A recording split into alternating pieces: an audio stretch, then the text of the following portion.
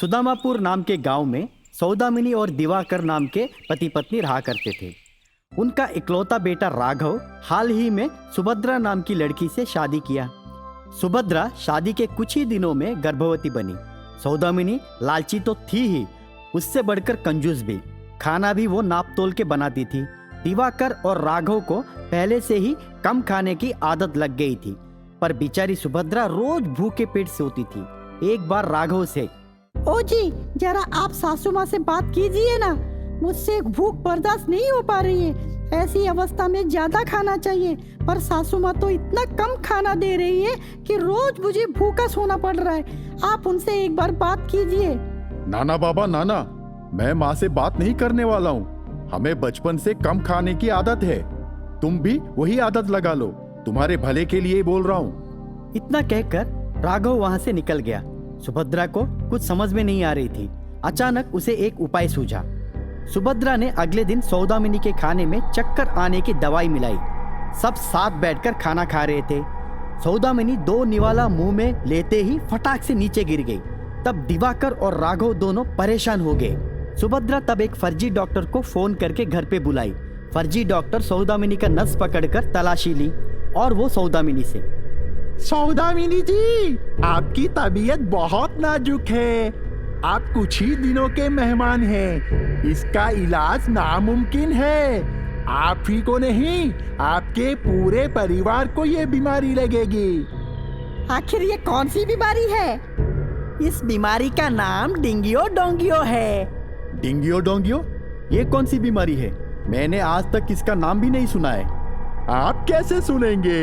WHO ने खुद secret रखने के लिए हम सारे डॉक्टरों को इत्तला किया है।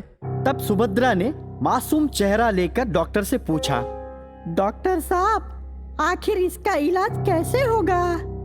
अभी तक इसकी कोई दवाई नहीं निकली है। जहाँ तक हमें सूचना है, इसकी एक ही इलाज है।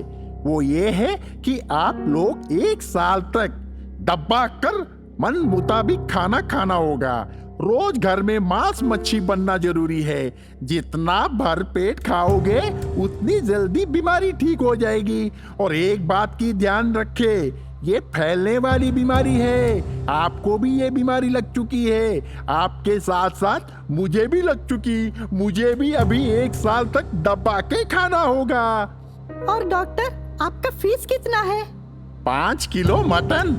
उतना कहकर वो 5 किलो मटन का रकम लेकर निकल गया। उस दिन के बाद सुभद्रा के घर रोज नए नए पकवान बनने लगे और सुभद्रा का समस्या का हल नाटकीय अंदाज से हो गया।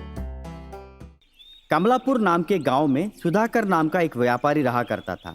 सुधाकर की पहली पत्नी राधिका की अचानक मौत के बाद उसने दूसरी शादी रेवती से की। सुधाकर की पहली पत्नी की बेटी सुषमा 8 साल की थी। सुधाकर और रेवती का 3 साल का बेटा था।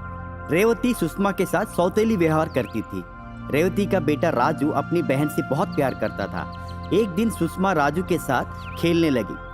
तब रेवती आकर सुषमा से, क्यों रे मनहूस लड़की, कितनी बार बोला है कि तू मेरे राजू के साथ मत खेल, पर तू है कि सुनती ही नहीं।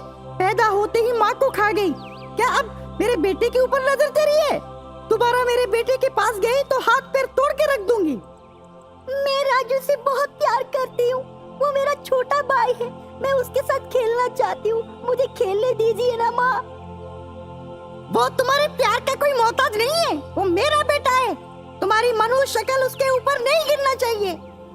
कहकर रेवती सुषमा को जोर से मारी। दीदी को मारते देख राजू अपनी माँ से, माँ, आप दीदी को मत मारिए। मैं उसके साथ खेलना चाहता हूँ। मैंने ही दीदी को खेलने के लिए बोला। रेवती राजीव को खींचते हुए अंदर लेकर गई और उसके बाद सुषमा के हाथों घर का पूरा काम करवाई। बेचारी सुषमा बर्तन मांजने से लेकर खाना बनाने तक का काम अकेली की। एक दिन सुषमा बुखार से छटपटा रही थी। तब राजू उसके पास आकर दवाई देने लगा।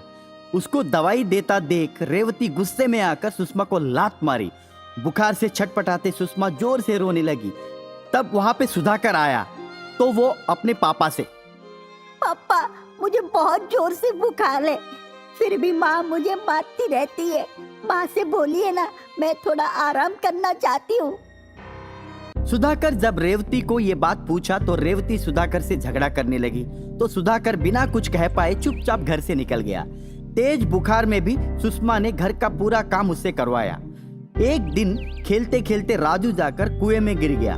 तब रेवती भागते हुए आकर कुएं के सामने रोने लगी।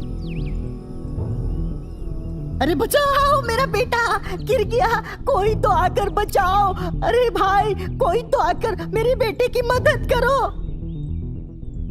माँ, आप फिक्र मत कीजिए, मैं मेरे भाई को बचाऊंगी, आप डरिए मत।